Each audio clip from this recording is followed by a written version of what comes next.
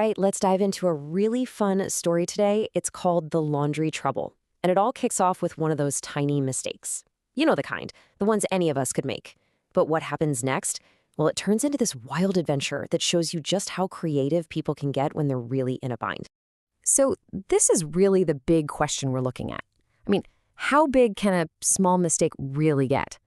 We've all had that sinking feeling, that uh-oh moment where a tiny little slip-up suddenly feels like it could cause a huge mess. Let's see just how big this one grows. Okay, so our story begins on what should have been a totally normal Sunday. We've got a friendly game of cricket that is about to take a very, very wrong turn. So, picture this. Gatu and his friends can't play at the local park because there's a fair being set up. No big deal, right? They just set up a makeshift game at home. Gatu, full of energy, he steps up to bat and he just unleashes this incredibly powerful shot. And wham, the ball just sails right into the clothes stand on the balcony. And in a blink, a whole row of perfectly clean, freshly washed clothes goes tumbling right down into the mud. You can just imagine the scene. Total disaster.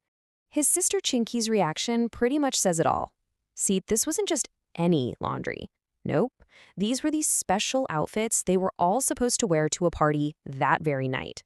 So yeah, the clock is officially ticking, and this problem just got serious.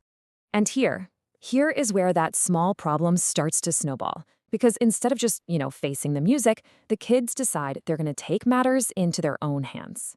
This puts them right in the middle of a classic childhood dilemma, right? Option A, you confess to mom and you brace for the lecture. Or option B, you try to pull off a secret, high-stakes mission to fix it all yourself. You can probably guess which one they chose. Yep, option B it is. And you gotta hand it to them, their plan is actually pretty resourceful. They managed to sneak past the sleeping watchman to get water. One of their friends just happens to have an emergency packet of paper soap, so convenient, and they get right to work, making a mountain of foam to get those clothes looking brand new. And believe it or not, it actually works. The clothes are totally spotless. They've somehow managed the impossible. But you know how these things go. Just as they're about to high-five and celebrate, they look up at the sky and realize, oh no, this mission is far from over. This is where the story gets really good. This is the part with all the creative, out-of-the-box thinking, where their problem-solving skills get pushed to the absolute limit. I mean, what are the odds? Just their luck. The one moment they desperately need the sun, it vanishes behind a thick blanket of clouds. So now they have perfectly clean, soaking wet party clothes and absolutely no way to dry them in time.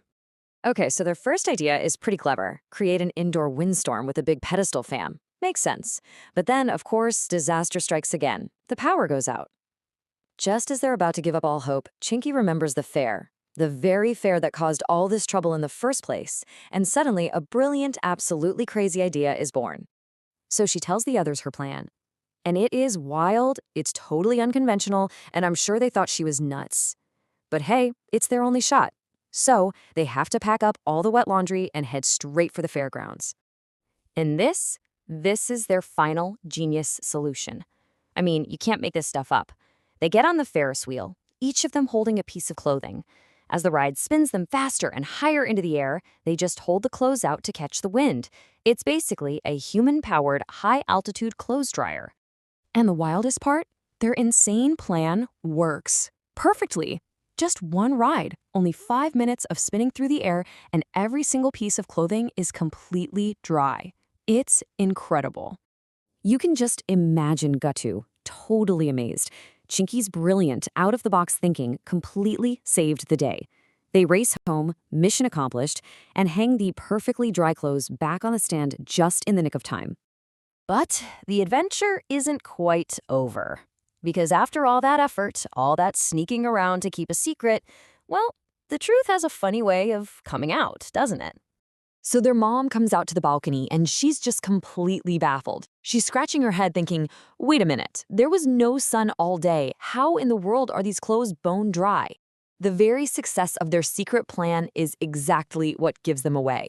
So, with a little nudge from his sister, Gatu just spills everything. The cricket shot, the secret washing mission, the fan, the power cut, and yes, even the ridiculous Ferris wheel adventure. And his mom's reaction? It isn't anger. It's just simple, calm advice. And this right here, this is the final twist, and it's the whole point of the story. The kids saw this as a massive catastrophe that needed this incredibly elaborate secret operation to fix. But their mom? She saw a simple problem with an even simpler solution. They could have just worn different clothes to the party. So what can we all take away from this? Well, a few timeless lessons.